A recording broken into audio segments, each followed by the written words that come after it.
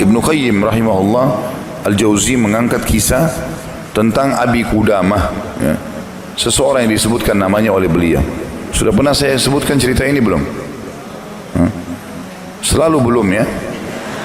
Baiklah.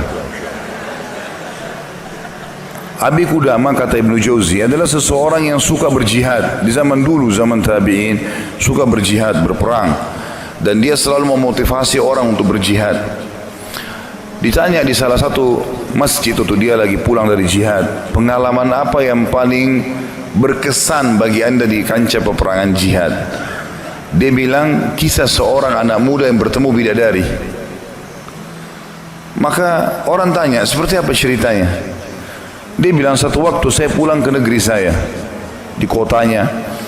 Kemudian saya motivasi orang untuk berperang, berjihad. Disampaikanlah motivasi, ayat-ayat, hadis, kisah-kisah nyata. Sampai orang-orang pada termotivasi untuk berjihad. Dia bilang, setelah selesai saya pulang, besok saya ingin bentuk pasukan, bergabung dengan pasukan muslimin untuk berjihad, ya. Waktu saya pulang ke rumah, dia bilang tiba-tiba ada suara perempuan depan pintu memanggil, wahai Abi Qudamah, Abi Qudamah. Dia bilang, saya baca, a'udzubillahi minasyaitonirrajim.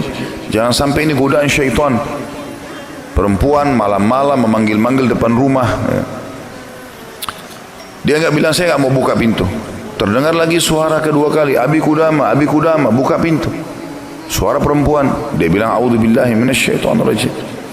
Saya enggak mau buka ini, takut jadi fitnah, gitu kan. Terus perempuan itu rupanya nyaut depan pintu. Dia bilang, wahai Abi Qudamah, bukankah anda yang memotivasi kami berjihad? Dan saya terpengaruh dengan itu. Saya ingin menyumbang sesuatu. Bukalah pintunya. Dia bilang, saya dengar orang ini mau nyumbang hubungan dengan jihad, saya buka pintu. Perempuan itu rupanya bercadar. Dia bilang, pada saat saya buka pintu dan di hadapan saya tahu kalau orang ini kalau tidak pakai cadar, luar biasa Allah berikan kelebihan fisiknya. Terlihat wanita ini punya kecantikan, tapi dia tutup auratnya. Lalu saya alihkan pandangan saya dan saya katakan, apa yang akan engkau sumbang, ibu? Dia bilang, sesuatu yang paling indah dari tubuh saya, hai Abi Qudamah, adalah rambut saya. Saya memiliki rambut yang sangat bagus dan panjang. Maka saya sudah memotongnya dan saya sudah membentuknya supaya menjadi tali kekangan kuda. Maka saya minta agar rambut saya ini engkau jadikan tali kekangan kudamu, agar minimal rambutku ikut berperang. Abi Qudamah bilang, saya heran dengan imannya ibu ini, luar biasa ini. Gak pernah ada orang terfikir seperti itu. Rambutnya panjang, lebat, tebal, dipotong, lalu dibuat sedemikian rupa sehingga bisa menjadi tali kekangan kuda, gitu kan.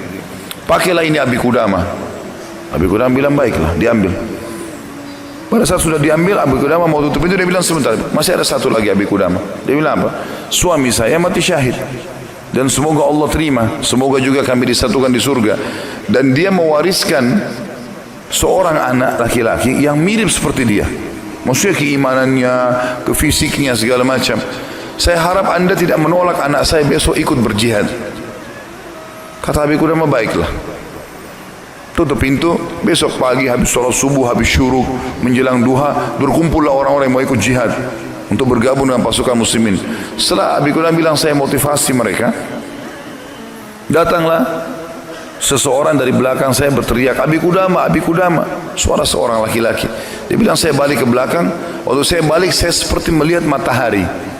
Artinya ada seorang laki-laki putih, tinggi, gagah, rambutnya indah, fisiknya kekar di atas kuda. Dia bilang, saya sendiri kagum lihat orang ini. Luar biasa secara fisik, membuat orang sudah kagum. Dia bilang, terus dia bilang, hai Abi Qudamah, saya anaknya ibu semalam yang memberikan rambut kepada anda. Dan saya siap untuk ikut berperang. Dan wasiat ibu saya agar saya jangan pulang, suruh mati syahid. Kata Abi Qudamah, saya kagum lihat lagi anak ini. Sudah kagum lihat ibunya, kagum lihat anaknya.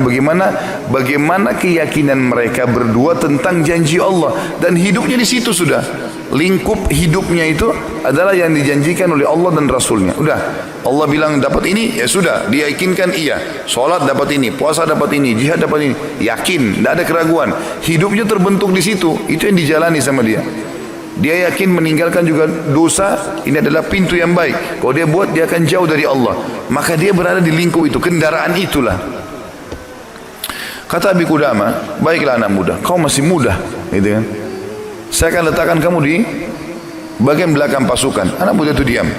Dia bilang, Abi Qudamah bilang, ini saya tentu simpulkan ceritanya ya, karena saya tidak hafal secara lafaz letter tentang kisah, tapi saya datangkan poinnya gitu. Kata Abi Qudamah, waktu perang lagi berkecamuk, tiba-tiba anak muda ini sudah ada di depan. Lalu saya lihat dia, dan memang di pikiran saya dia bilang cuma anak muda itu saja. Saya datangin dia, hai anak muda, mundurlah. Kau masih muda, belum berpengalaman, gitu kan. Saya khawatir atas dirimu. Dia bilang, wahai Abi Qudamah, Allah berfirman, hai orang-orang beriman, kalau kalian bertemu dengan orang kafir, jangan kalian mundur. Allah bilang, jangan mundur, Anda suruh saya mundur. Gitu. Gitu. Kata Abi Qudamah, saya nggak bisa bantah ini karena dia pakai ayat. Gitu. Maka saya pun berada di sebelahnya sampai akhirnya karena perang lagi berkecamuk terpisahkan, otomatis terpisahkan. Waktu pasukan lagi istirahat, saya coba cari anak muda ini. Saya nggak cari, pikirannya sudah nggak ada yang lain. Targetnya anak muda ini gitu. Itu betul-betul menarik perhatian dia. Dia bilang begitu saya lihat orang lagi istirahat semuanya karena capek berperang. Maka saya lihat anak muda ini sibuk menyiapkan makanan para mujahidin, mengikatkan tali kudanya, menyiapkan rumput kudanya. Pokoknya dia sibuk dengan itu. Jadi dia betul-betul menikmati apa yang sudah Allah dan Rasulnya perintahkan. Ini targetnya dan ini benar bagi saya. Selesai. Ini adalah konsep hidup saya. Gitu. Maka Abi Qudamah bilang, saya kagum melihat anak muda ini. Kemudian perang berkecamuk lagi. Berkecamuk lagi, yang kedua kali. Kemudian pada saat lagi maju, saya lihat anak muda itu di depan. Saya datangin lagi, hai anak muda, ke belakang lah. Dia bacain lagi ayat. Nah. Wahai Abi Qudamah, Allah berfirman, hai orang beriman, kalau bertemu dengan orang kafir, jangan kalian mundur. Bagaimana Allah bilang jangan mundur, Anda suruh saya mundur? Abi Qudamah diam, tidak bisa bantah karena dikatakan ayat. Berkecamuk peperangan dipisahkan oleh prajurit yang saling serang satu sama yang lain sampai ini tiba malam hari waktu istirahat. Kata Abi Qudamah, dua pasukan istirahat. Lalu saya cari di mana anak muda ini, di kemah mana dia? Cari-cari sampai dapat kemahnya. Kata Abi Qudamah, waktu saya masuk dalam kemahnya, saya temukan anak muda itu sedang tertidur dan senyum lebar gitu. Saya penasaran anak muda ini lagi mimpi apa gitu.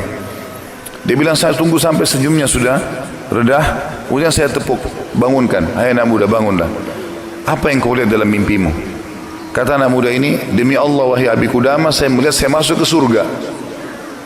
Saya masuk surga, saya lihat taman-taman, saya lihat pelayan-pelayan, lihat luar biasa surga yang luas. Dan saya lihat seorang wanita yang sangat cantik, saking cantiknya sampai saya tidak sabar untuk menjamahnya. Gitu kan.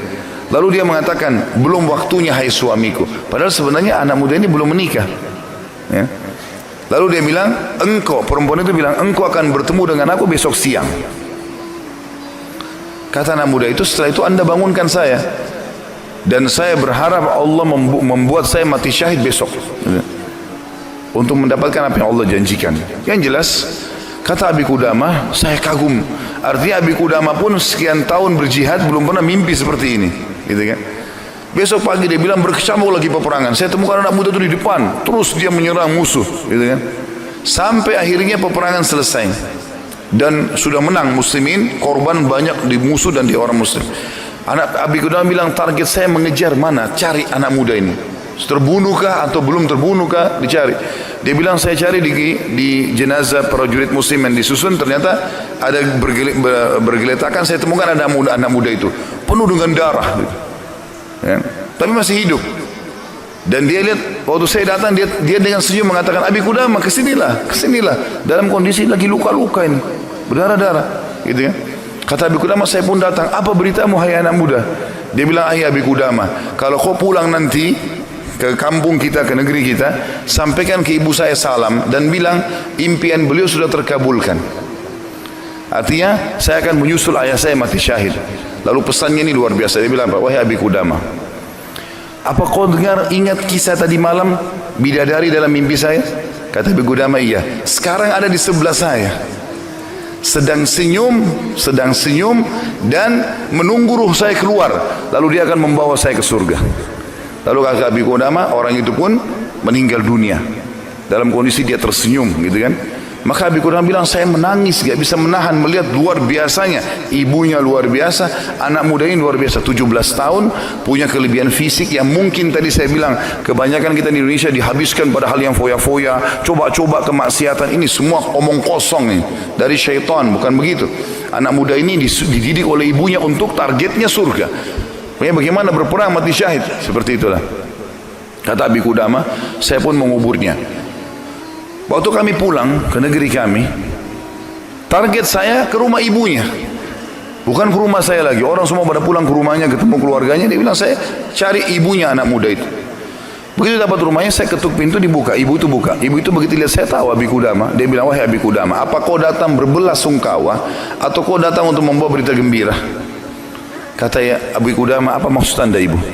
Dia bilang, kalau anda pulang mengatakan anak saya ikut pulang bersama anda, berarti itu belasungkawa.